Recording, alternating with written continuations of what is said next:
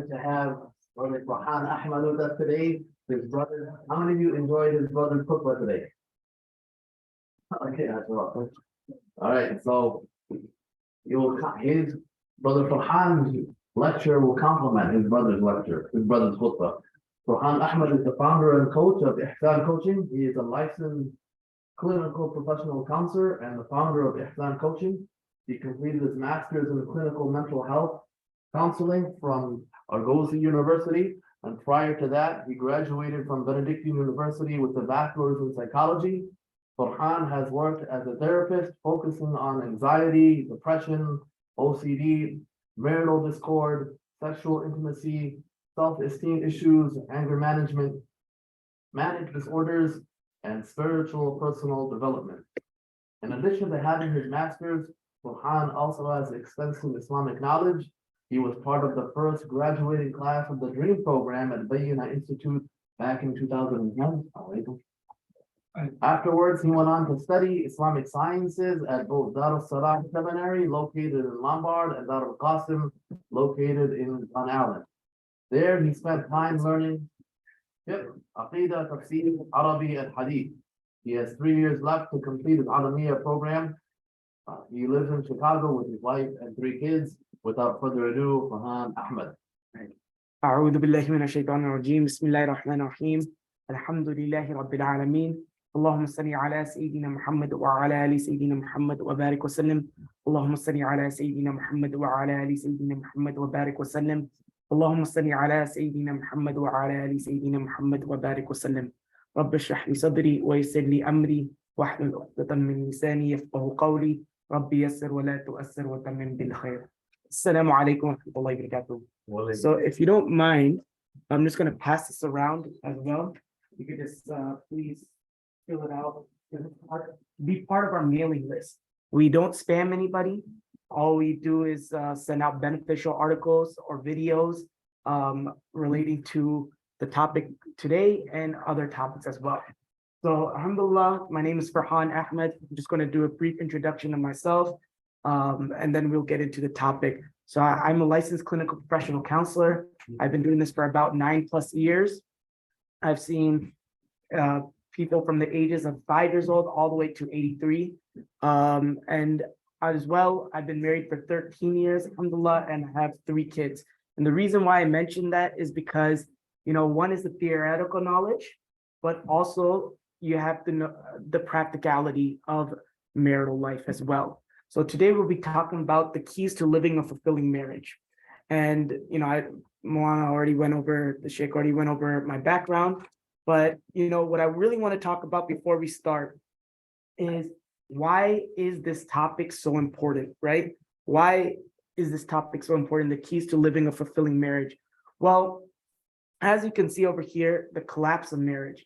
There's 33.3% of Muslims are getting divorced, right? That's the divorce rate for Muslims. That means 1 out of every 3 couples are getting divorced. And there's 5 main reasons for marital discord. The 5 main reasons are finances, sexual intimacy, in-laws, family and friends, and interests. What I like, what you like. And what? Yeah. So the problem, what we're seeing today is that majority of the divorces are happening between the first 3 years, right? 1 to 3 years that's where majority of the divorces are happening.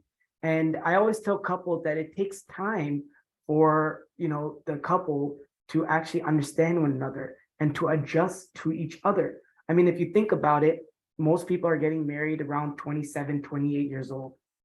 And, for 27 years of your life, you've been living a certain way, right? Yes, you grew up in your parents' household where you were taught how to make your bed, how to, live, how to eat, how to clean up after yourself. And then you go off to college and then you get your own a place to live. And then what's happening is that once you get your own place to live, now you're independent, right? You're independent. You don't have to answer to anybody. You're living your own lifestyle. And now what's happening is you're getting married. And when you get married, now you have 2 people who are living independent lives that are coming together, and now they're told you have to adjust to one another. And it's that adjustment period is very difficult. If you're so used to doing something for 27, 28 years of your life, and now all of a sudden you're getting married, and now you're told to adjust to this person, it takes time. But if we're looking at this statistically, most divorces are happening in that first 3 years where they're not giving each other enough time to be able to adjust and understand each other's habits. So I might put my clothes on the floor. My wife, she might be used to, not doing the dishes immediately, but, and these are things that are causing us to fight a little bit, right? Or we're not understanding one another. But it takes time for both people to change their habits. And that's what we're not seeing is we're not seeing is people giving each other enough time. Because if you look at it, the divorce rates, they drop down almost 50%, like 40 something percent after 3 years, right? And then after 5 years, you see that the divorce rate drop down again a significant percentage. So I have over here that there's no guarantee the next marriage will work. Why is that important? Because if we look at it from non-Muslims, from the non-Muslim statistics, right? Sorry, I just have a little cough. So I went to Umrah late, and then when you come back, you get that Umrah cough. So that's why it's a little bit difficult at times. I apologize for that. So if we look at it from the non-Muslim statistics, right? The non-Muslims, they get divorced out of like around 45%. That's what the divorce rates are, 45%. But, if you get divorced once and you get remarried a second time, what are the divorce rates the second time around? It's 60%, right?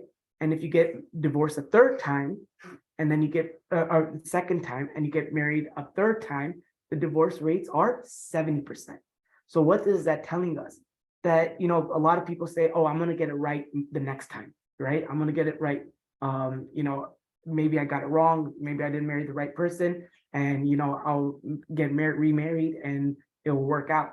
But if we look at it statistically, you have a higher chance of getting divorced the more times you get married.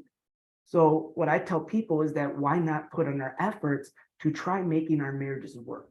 That's not to say that, you should, if you have a bad marriage, then that's something else we could talk about, right? But if is that, we're just not getting along, that, we're not understanding each other, that's what we're going to be talking about today, is how to live a fulfilling marriage. How do we get couples back to understanding one another and developing that friendship? Because the friendship aspect is what we're missing in marriages. See, what happens usually is that, we want to focus on conflict resolution, and conflict resolution is important, but it's not the first thing that we should focus on. Because if you think about it, think about two couples, they come in and they want to talk to like a third party. Now the husband is going to be, complaining, the wife will complain, right? They're both complaining. And then what happens is that the third party, they're going to stop them. They're going to tell them, okay, you know what? This is what your problem is. This is what your problem is. And say, you've been married for so long, and try making everybody feel better. Now that works for about 2 to 3 weeks. But then what happens is that they come back and everything they talked about, nothing worked. Why is that? Because there's not a deep level of friendship. Think about the people who you are friends with, right? The people I'm friends with, if they say something to me, because we've been through so much together, then I'm willing to brush off what they say. I'm not going to hold it against them, right? Because we've been through a lot. And not only that, but we have similar interests. They like what I like. They, take into consideration my thoughts, and we enjoy each other's company. So what happens is, if I enjoy the person, then I'm willing to overlook their faults, right? But when we don't have a deep friendship with our spouses, then what happens is that when they say something, or they say something that upsets us, guess what? Instead of understanding where they're coming from, or understanding why they're acting out that way, guess what I will do? I'm going to pounce on them. I'm going to defend myself. I'm going to say, oh, well, you're talking about me. What about you? What about all your qualities? And look what you did. And then it just goes back and forth because there's not a level of friendship. And we're going to talk about how to develop that friendship. So as you can see, there's a big collapse of marriage, and we need to work on our marriages because not only does it affect us, but affects, if we have children, it affects them, and then it also affects society. How does it affect society? Because think about it, when there's a lot of people in society and they're seeing that, you know, other people getting divorced, now they're thinking that, you know what, it's maybe this is the route to go. They're not thinking about how to make it work. They're looking at other people and they're saying that, you know what, they got divorced. You know, it didn't seem that bad. You know, why not? I just go through the same thing and I could get remarried to somebody else and I could find out, I could find the person right for me. But, you know, like we never know what's happening in anybody's household. We never know what's anybody else's experiencing. And to be honest, as a therapist and somebody that worked 9+ years in this field, I'll be very honest you know, like my parents are divorced as well, right? So I mean, I understand and I've seen the dynamics of how that plays out. But I would honestly say that most people are not happier in once they get divorced and they get remarried. I don't think so personally. After seeing a lot of what and it's maybe anecdotal, but that's what I've seen myself, right? So what do we do is, you know, I want to talk about the premarital aspect because a lot of us are parents. I have 3 kids myself. And, you know, when people are getting married, we should make sure that they go through the premarital process, right? As the saying goes, that prevention is better than the cure. A lot of times what happens is that potential couples, they don't ask each other the right questions. They don't ask each other the question that they should be asking. And, you know, a lot of times they think that, oh, you know what, we've asked the right questions and we're compatible. But, you know, then you see afterwards when they get married that the problems arise and, you know, they realize that, oh, they didn't talk about a lot of things, you know. So I'm going to ask you a question over here. What I asked, right, is, you know, who wants to tell me what, when they were getting married, or if you're not married, right, what are you expecting from a spouse? Who wants to answer? Anybody? All right, you look young enough. Are you married? No, before you. Yeah. Are you married or not married? I'm not. Okay, so let me ask you, what are you expecting from a spouse? I'm gonna put you on the spot. Can you repeat the question? What do you expect from a spouse? What are your expectations?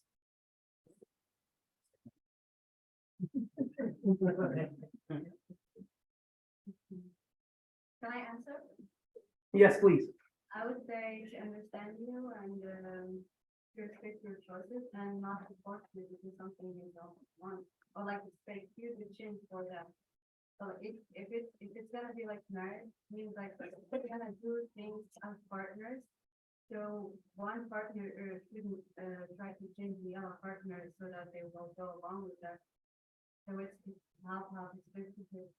Okay, that's a good answer. Yes, Character. character. Who he is outside. Okay, How he deals with situations. Not all about religion, it's also character. Dealing with a character go hand in hand too. So okay, that's a good question. What about from the guys? What are you expecting from a spouse? Trust, love, compassion, compromise. Okay, Patience. patience. So that's how most people answer, right? I'm looking for a best friend. I'm looking for somebody I could trust, somebody I could love. That's what I call cute answers, right? That doesn't tell me anything. That's obviously what we're all looking for, or else why would you get married? But it doesn't tell me what am I expecting from a person, right? And when I talk about expectations, and that's why when like we do these premarital sessions, I ask them, okay, are you looking for somebody that's working? Are you looking for a more traditional lifestyle? Are you looking for a more moderate lifestyle, right? Are you looking for 50-50 within the household? What are your day-to-day expectations, or what are you looking for from your spouse? Because now when you start living together, you know, yes, the love and trust and all of that, if you're not on the same page, all that will immediately go out the window, right? But how many couples are actually talking about okay, what are we actually looking for? Because nowadays you're seeing that, and there's nothing wrong with it. Many women are working, right? Whereas back in the time, like even when I got married, or let's say my parents' time, my mom was a housewife, my dad was a breadwinner, and that was the expectation that she would raise us up, she would cook 3 meals or whatever, she would take care of us, my dad would bring in the money, and then that's how the dynamics work. But nowadays the dynamics are very different, right? So are we okay with that dynamics? And and it's more so even for the guy, because a lot of times you're seeing women are very educated, mashallah, and sometimes they're even more educated than the guy. And are they able to handle that themselves, right? Are they able to handle the fact that their wife might make more than that? Because a lot of guys they're not able to handle that, and you see problems happening within the marriage, right? So this is what we're talking about when it comes to expectations. But another thing that we also ask is about finances, right? Now, what do you do? Both people are working. Are we having one bank account? Are we putting all the joint money? Are we having separate accounts? Who's taking care of the bills? If you want to live a more bougie lifestyle, can you afford it on one person's salary, or does it take two people, right? So these are the questions that we need to be asking. And this is just like a small glimpse of what we ask inside our premarital sessions. And why is that so important? Because we've done about 33, we've seen 33 potential couples within the last year and a half. 6 of them, after going through our program, which is a 5-session program, have called it off, right? They called it off and said that, and actually I found out a 7th just called it off recently as well. So 7 of them called it off because they realized how different and they're not compatible with one another. And that's the thing, is that we want to make sure, do our due diligence, that these people are compatible with one another, right? Because the Prophet ﷺ said, you're never going to know a person truly until you either do 2 things. Either you travel with them or you live with them. Now, as Muslims, we can't do either, right? But we need to do our due diligence. And often what happens is that when we're trying to get our children married, or when we're getting married, we say, oh, we look at the family and we say they're good khandan, they're good family. But I mean, what does a good family mean today, right? How can you define what a good family is? And even if that's a good family, quote unquote, how do you know that the children are good? Do they have the same morals and values as their parents, right? So this is why we have to do premarital, and we should make it mandatory before people get married, because as you can see over here, 92% of couples, they said that it was very beneficial in the first year of marriage, right? And then 80% of couples said that even after 4 years of marriage, it still remained effective. So we don't want to put our kids or anybody at a disadvantage. We want to put them, we want to make sure that they're marrying the right person for them. It's not about finding the perfect couple, right? Because there's no such thing as perfection other than Nabi Sallallahu Alaihi Wasallam and his wives, right? But what we're looking for is the most compatible. And what that means is that there's going to be differences. And then we need to talk about these differences before the marriage, not after the marriage. Because if we talk about it before, then we could do something about it, right? A lot of times what happens is we want to work on the problems after marriage. And then, that kills the honeymoon phase. And then also it just causes a lot of tension. But now if I'm not committed to this person yet, we're not married, but we notice that we have these problems and we talk about it beforehand, where there's no, there's no pressure, we're able to work on it and see if this is something that we could work out, right? So that's why I just want to highlight the importance of premarital coaching. So before I go on, if you guys could, wherever the sign-in sheet is, or just pass it around, please.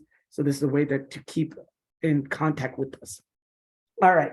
So now to Dr. John Gottman. How many of you heard of Dr. John Gottman? So Dr. John Gottman is the leading marital therapist in the world. He's done over 3,000 case studies over a 20-year span. And within seeing a couple for 15 minutes or less, he could predict with 91% accuracy if this couple will remain married or get divorced. And he's done 3,000 case studies. So he talks about that there's 2 kinds of relationships. One is the master relationship, while there is the disaster relationship. So what is a master relationship, right? We'll get into that. So a master relationship, it's not necessarily that, everything is working perfect, that me and my wife, we get along 100%. that, there's no arguments. That does not define what a master relationship is. What a master relationship means, sorry, what it means is that what a master relationship means is that, yes, there's going to be disagreements. There's going to be times we're not going to see eye to eye. But you know how they say we agree to disagree, right?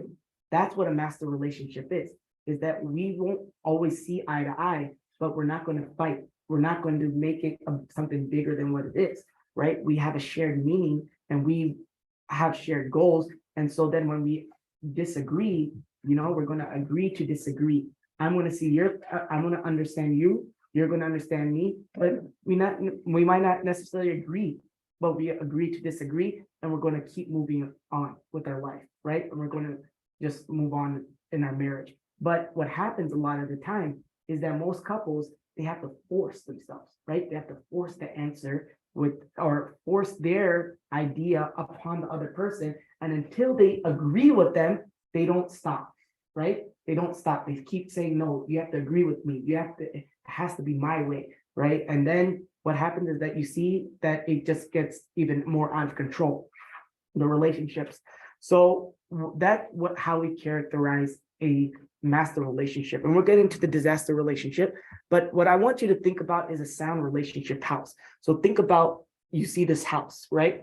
So there's two pillars. There's two main pillars in this house. There's trust and commitment. What does trust mean?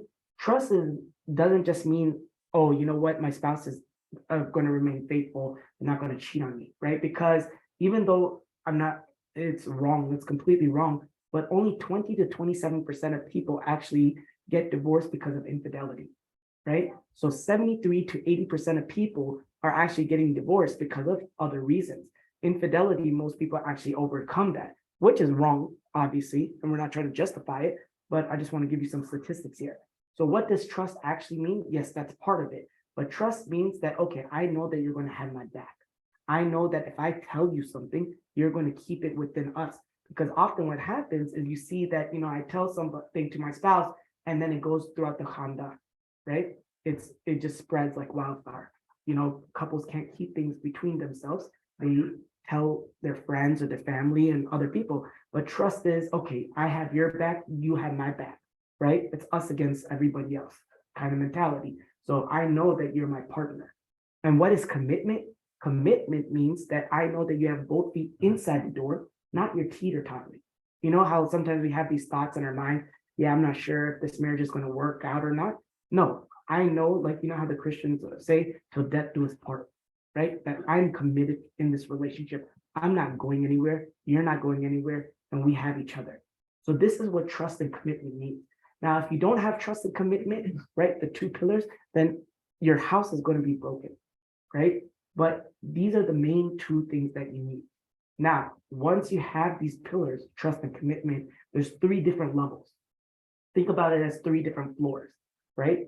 The most important floor is the ground floor. And what is that? It's friendship. Friendship is the most important aspect to a marriage. If you're not friends with your spouse, right, then you constantly think, what am I doing in this relationship? And that's what we're going to talk about is how do we build that friendship? Because, it's so important. Think about who you're friends with. Why are you friends with the people you're friends with? You're friends with them because you have common interests. You're friends with them because you enjoy their company. You often see like people avoiding each other, right? If I'm not friends with somebody, I might say salam to them. I might just be kind to them, but, I might avoid them or I might not go around them, right? And that's what happens a lot of times with our spouses. Where we are so busy in so many different aspects of our life because we're trying to avoid our spouse. We're trying to avoid spending time with them because it might not be as fun, quote unquote fun. So that's what we need to learn again is how to build up that friendship. And there's three aspects to friendship, and we'll get on the next slide. Now, once you build that friendship, can you work on conflict resolution, right? Like I mentioned, we do everything backwards. Usually we try working on conflict resolution before we work on the friendship aspect. And then you see why we don't see results, right? Why we're not seeing changes.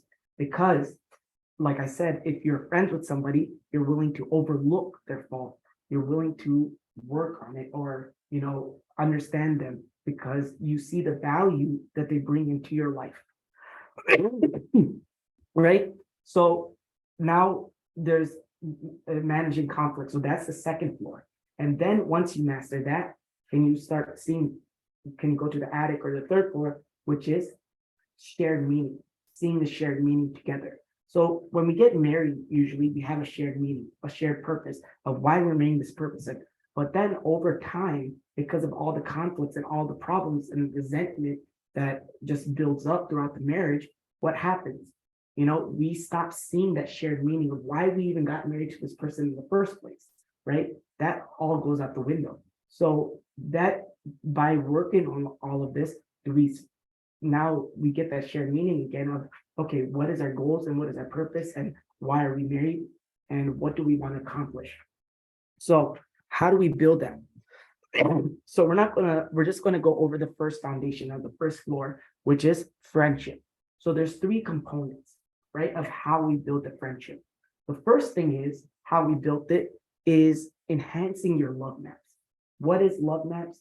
Think of it like a compartment in your brain where you store all the information about your spouse, what they like, what they dislike, what makes them happy, what makes them tick, and so forth, right? And you're storing all this information about your spouse. And why is that so important?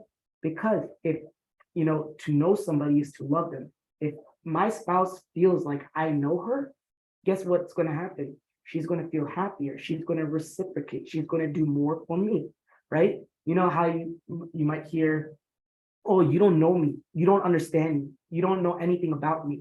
That's because our love maps are not enhanced. We have a very small love map about our spouse. And so that's what we need to work on. The first thing is knowing more about a spouse, right? The more you know, the more you love them. So think of it like this, right? I like to give this example of, I'm in the shower and I see my wife's favorite shampoo. Now I get out and I go to Target, or Walmart or somewhere. Now I could have called her and said, hey, what should I get for you? But I remember, oh, you know what? Her favorite shampoo is running out. Why not just buy it for her? So I buy it for her and I bring it home, right? What do you think that does to her, right? It makes her appreciate me more. It makes her, she's going to think in her mind, wow, you remember, you thought of me, right? You're always thinking about me, and she's going to get happier. Think about it, today is Jummah, right? So we iron our clothes, we get ready, we might have to eat lunch beforehand or afterwards or something. But if like your spouse, they ironed your clothes, right? They got everything ready for you. And now you're getting ready for Jummah. And before you even said something, all your clothes are laid out for you. And everything is ironed, perfectly ironed. How do you think that's going to make you feel as a man, right? You're going to get very happy. So you're going to want to do something for your spouse because they remember or they know and they were thinking about you. So this is why enhancing our love maps is so important, and knowing what makes our spouses happy, what makes them upset, what makes them tick, right? And there's also something called love languages, right? There's 5 love languages.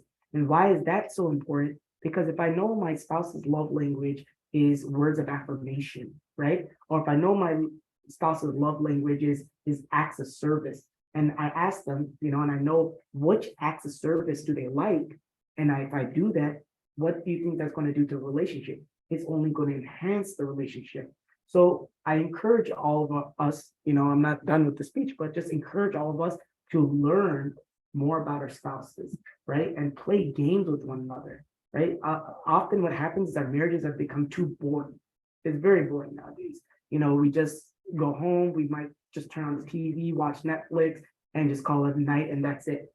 There's no date nights. There's no, going out to eat with one another, no playing around, no flirting.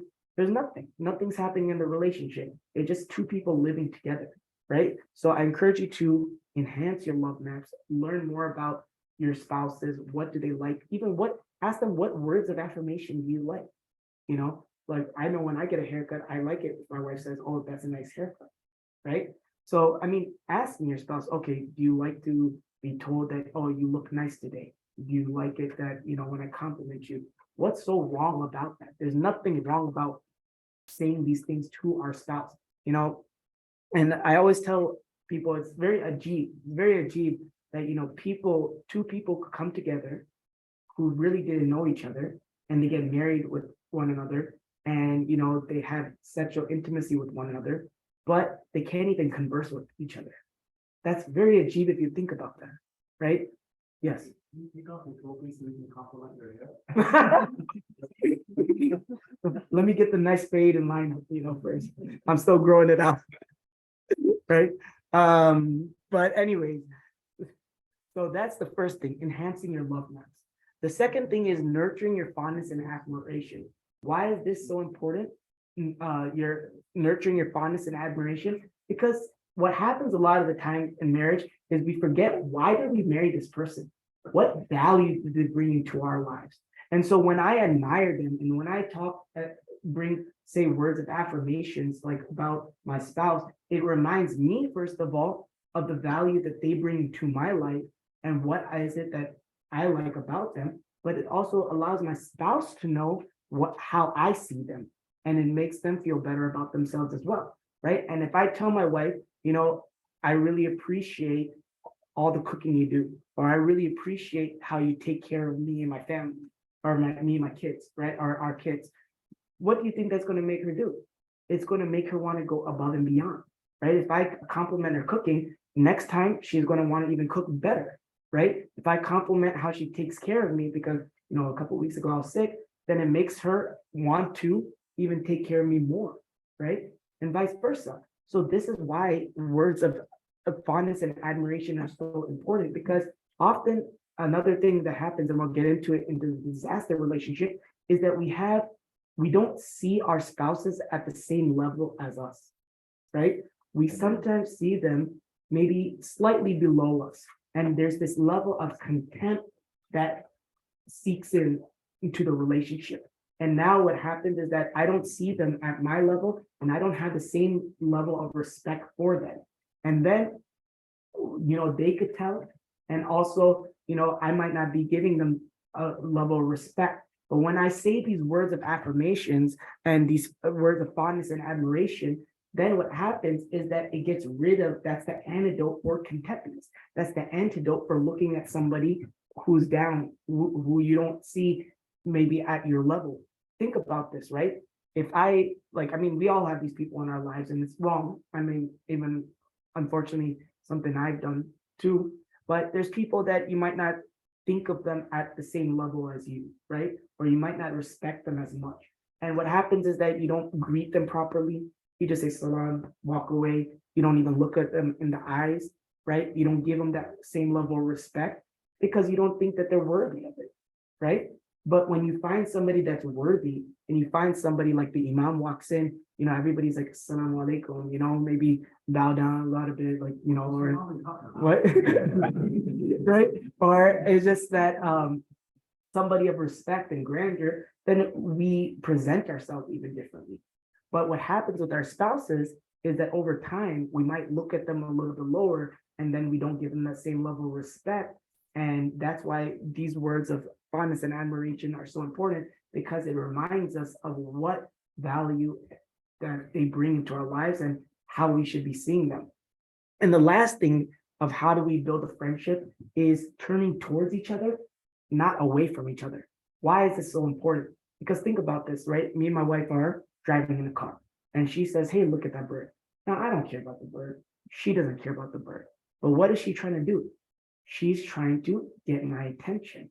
This is what we call bids for emotional connection, because she's trying to emotionally connect with me on whatever level that she can. So she's just trying to pick something and trying to get me to respond to it. Now, I could do one of two things. I could either ignore her, and over time, if I keep ignoring her, what is going to happen is that she's not even going to try conversing with me, right? She's going to be like, what's the point? It's useless. He doesn't respond back anyways.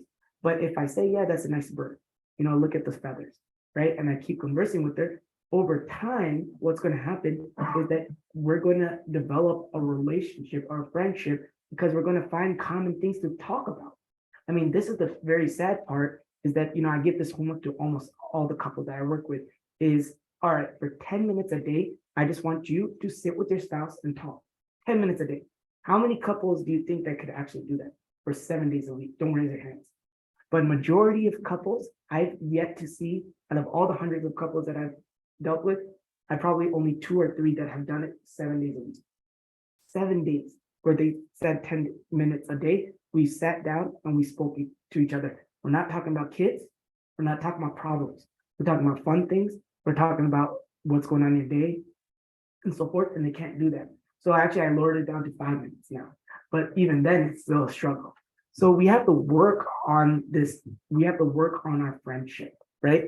Now, once you work on that, then you can manage conflict. We're not going to get into this because, there's a lot more that we have to cover and there's a short amount of time. But what does managing conflict mean? There's 3 aspects to it: letting your partner influence you, solve your solvable problems, meaning that not all the problems you're going to be able to solve, but there are some that are solvable, right? And overcoming gridlock. And then once you do that, can you get to the purpose, right? Create a shared meaning.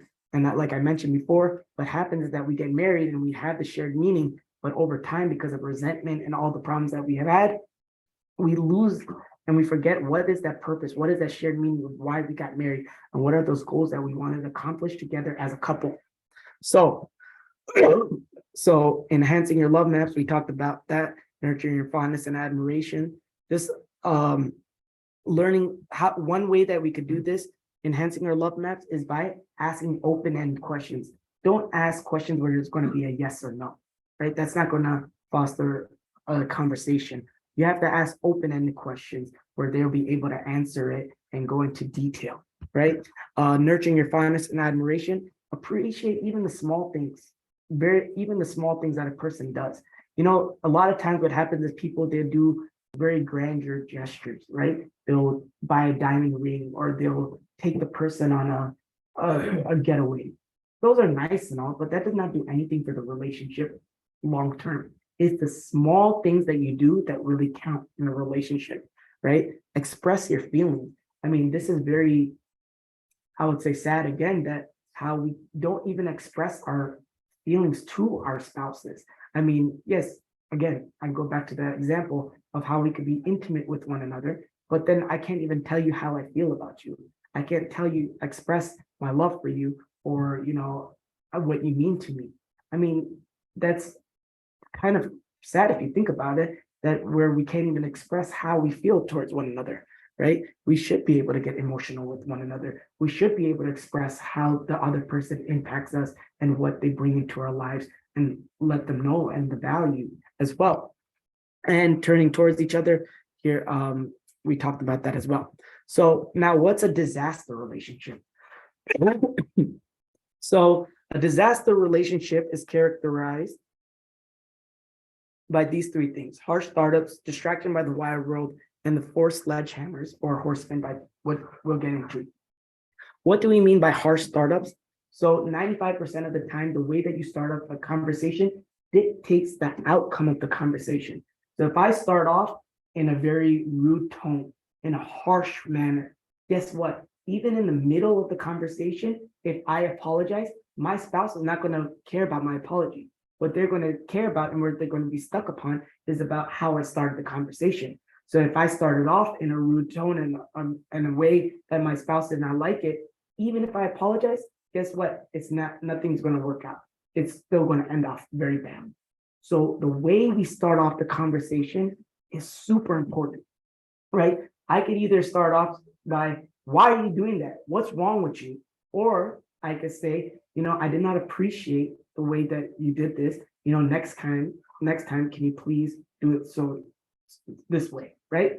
Now, in the first way, my spouse is going to be fixated upon how I spoke to them, and what they're going to do is try defending themselves. Oh, what's wrong with me? What's wrong with you? Don't you remember how you left the keys and you didn't remember where they were and you got late to the party and so forth? And now it just goes back and forth.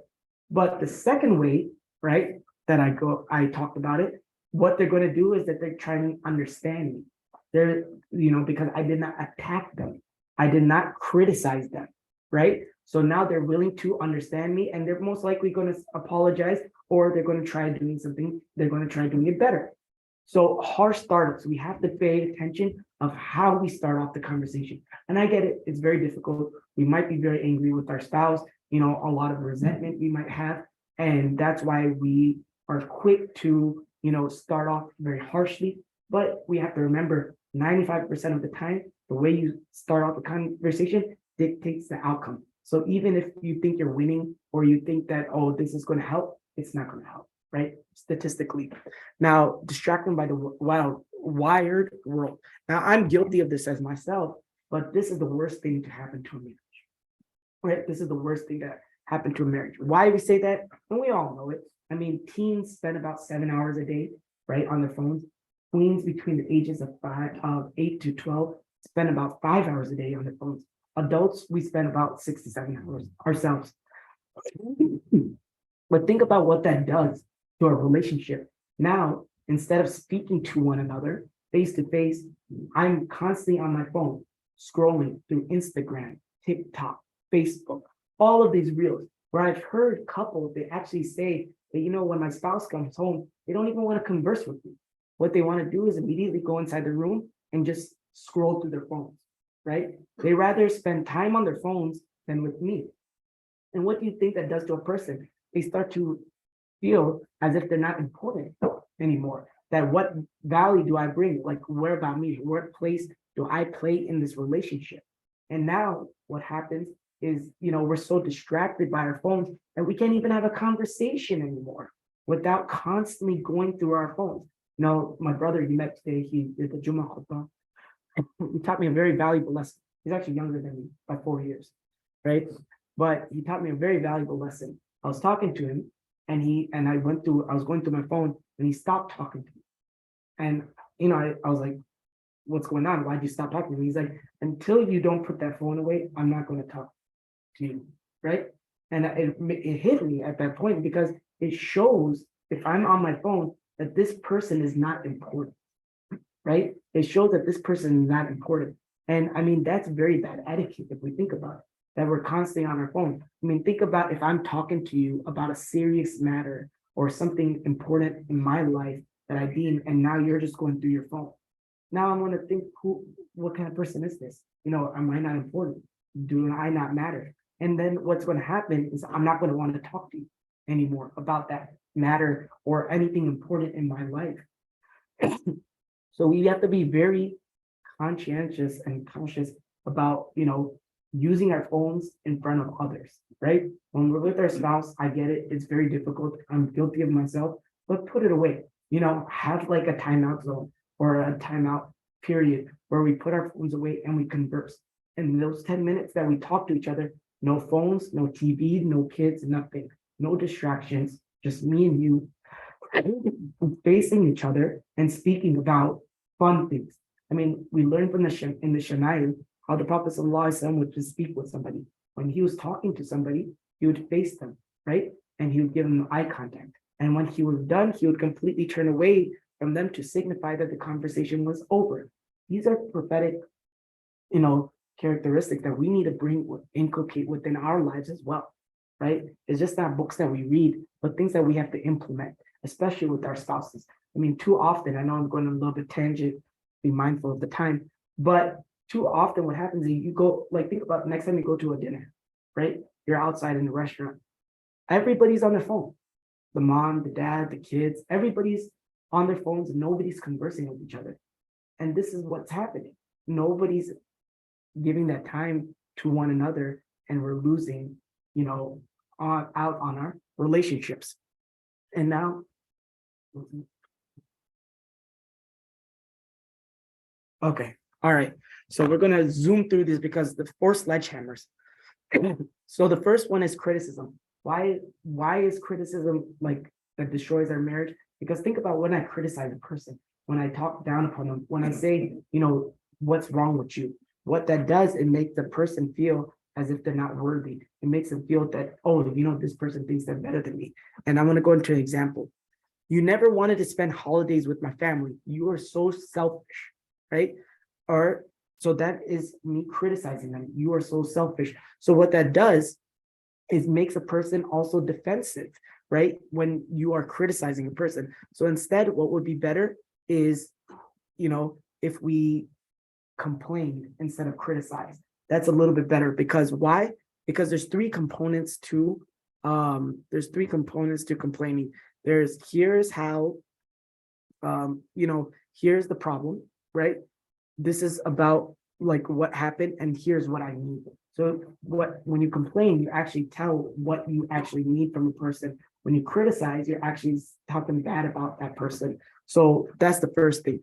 What destroys a marriage is criticism. The second sledgehammer is contempt, right? We talked about contempt is where you're looking down upon the person and they feel as if they're not the same in your eyes, and there's a power struggle. And when that happens, you might not treat the person with the same dignity or the same respect, and you're going to, treat them in a wrong manner, right? So over here, as you can see, you're tired. I've been with the baby all day, and all you want to do when you come from work is sit on the couch and play those stupid video games. I don't have time to deal with another child. You're pathetic, right? So not only did I criticize the person, but I also am putting them down, right? So instead, what's the antidote is appreciation. We talked about fondness and admiration. So I'll really appreciate if you could help me with the baby. This was very helpful for me the last time when you took care of him during my nap. So I did not criticize them. I did not put them down. What I did was I let them realize how they helped me with the baby, and by doing that, the person is more likely to help out again, right? So just be conscious of that as well. Then what happens is the third sledgehammer, defensiveness, right? I'm just gonna go through it. I'm not gonna get into the examples, but defensiveness is because what happens is that once you criticize and once you feel like the person feels like they're better than you, then we're just going to defend ourselves. You call me selfish, guess who's selfish? What, don't you remember the time that you did so-and-so? And now it just goes back and forth. And all we're trying to do is defend ourselves and our character and trying to put the other person down. So now it just becomes a match, a ping pong match, back and forth, back and forth. The person says something bad about me, I say something bad about them, and now everybody's angry and nobody's actually working on the issue or trying to understand one another. And then what happens is the fourth sledgehammer, because when you're not able to work on any of this and resentment builds up and there's constant fighting, eventually what happens is we stonewall. So I could physically be here, but mentally I'm checked out. My wife could say, Farhan, are you there? Why aren't you answering me? What's going on? And I'm just like, you know what?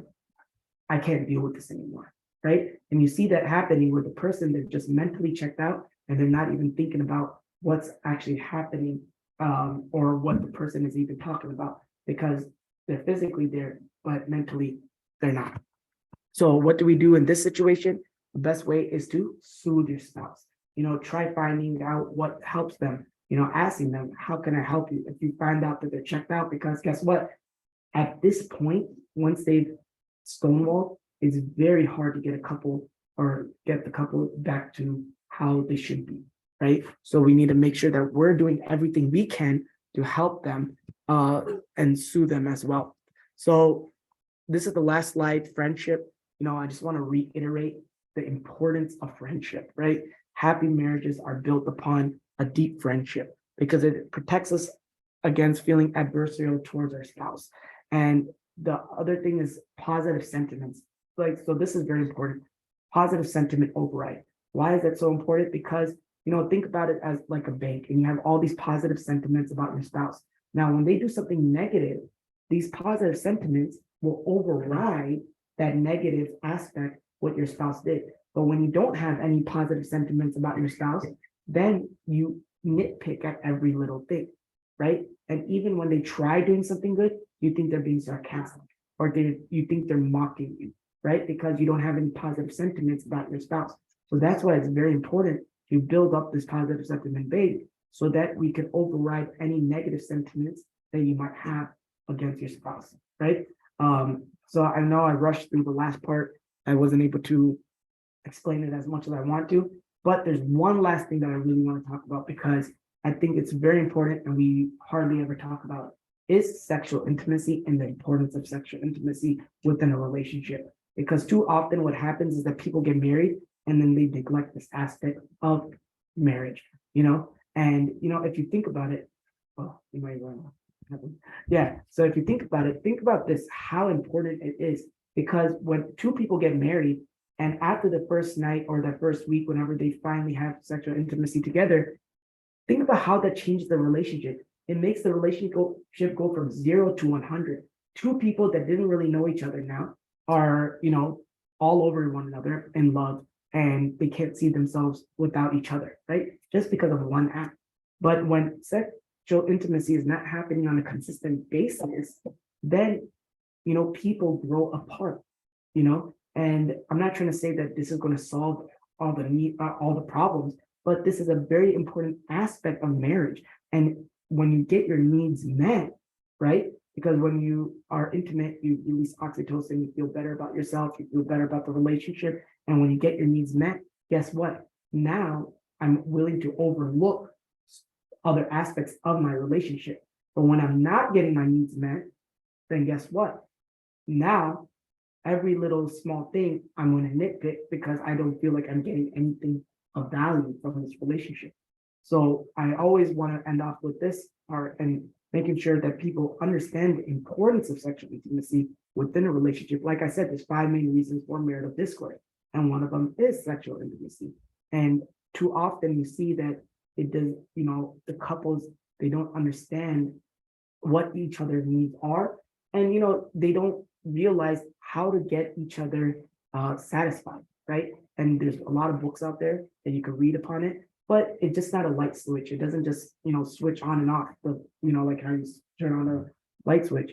You have to start off being flirtatious with your spouse. You have to set the mood from the beginning. You have to learn about your spouse, right? What makes them happy, what makes them sad, what makes them get them in the mood, take some of the burden off of them as well, so that they will be ready to reciprocate, right? It's just not, hey, let's be intimate.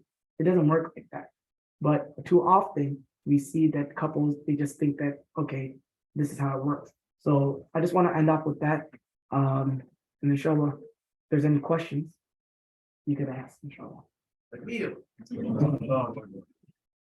about a minute and a half for questions. Brother Farhan will be here after Aisha. Yeah. For Garden of Eid wraps, we got half the Garden of Eid wraps for everyone downstairs. So if you want to eat with Brother Farhan and ask him questions during that time, you're more than welcome to do so. But I think we have time for 1 minute. Okay. So one thing I'll add, if there's no questions, is in-laws, right? Because I see this happen very often within when couples come in, they usually come in because of problems with in-laws. In-laws or outlaws? Right? And usually the problem happens with the mother-in-law and the daughter-in-law, right? And so this is more for the men. What I like to address is that we have to step up, right? We have to do more personally, because what happens is that, my wife relationship with my mom is not the same as my relationship with my mom, because I'm her child. I could say something to my mom and she might get upset with me, but she's more willing to forgive me. But if my wife says something to her, oh my gosh, it's the end of it, right? So you cannot have just 2 women try figuring it out all the time. It's not going to happen. We take a back seat and we just say, okay, I don't want to make either one upset. But that's part of leading a family, right? That each one of your shepherds and each one of you will be answerable for your flock. And if we always use that, there's another ayah, right? So if we want to be these caretakers, we have to act like that as well. And we have to step up and be that men, right? And we have to get ourselves into these tough situations and be able to resolve that between our wives and our mothers. And if our wife is in the wrong, then we just explain it to her and we talk to her and understand her where she's coming from and trying to help her with that. But if our mothers are in the wrong, we also have to explain to them that, yes, you might be also in the wrong, and understand where they're coming from as well and try resolving that. But too often what happens is we take a backseat and let them try resolving it themselves. And you see, that's why problems even occur even more, right? But the other flip side is that as we transition into those mother-in-laws, we should also recognize not to cause problems for our daughter-in-laws as well, right? We should not just repeat the cycle. Yes. So you started out with what do we look from our spouses or to be spouses? Yeah, I would think that more of the issues become apparent when you are married and whether it's distrust, or somebody doesn't want to work, or you want them to work, or where you want to live. Is that a large portion of divorce, or do you think it's just a lot to do with the initial conversations before you get married? I mean, I don't think we're having a proper conversation before marriage, right? And we're not asking all of these things because if I know what I want, and if I find out that this person cannot provide me it, why am I going to marry? No, but what I'm saying is, let's say my spouse worked. Yeah. But I always wanted a working spouse. Yeah. And then I'm like, you have a kid and like, wait, I don't, So what's going, right? So with kids, that's a stressor in life, right? There's different stressors like losing a job, moving to a new place, kids, and those all change the relationship and the dynamic of the relationship. So every single time it's like going to a car mechanic, right? I don't just take my car to a mechanic whenever something breaks down. They say that, okay, you should go for regular maintenance, oil changes, tire rotations, so forth. So, but we're not doing that. And that's why you're seeing that we're only going in when the marriage is broken down. But if let's say I have a child, we should go in and figure out, okay, how does this change the relationship? How does this change the dynamic? Because now the attention that my wife is used to give to me is going on the child. And how does that make me feel? And having the spouse understand each other so that we can work on that and not let it, become worse, right? So every single thing that we have to understand how it's affecting our relationship and all these different stressors.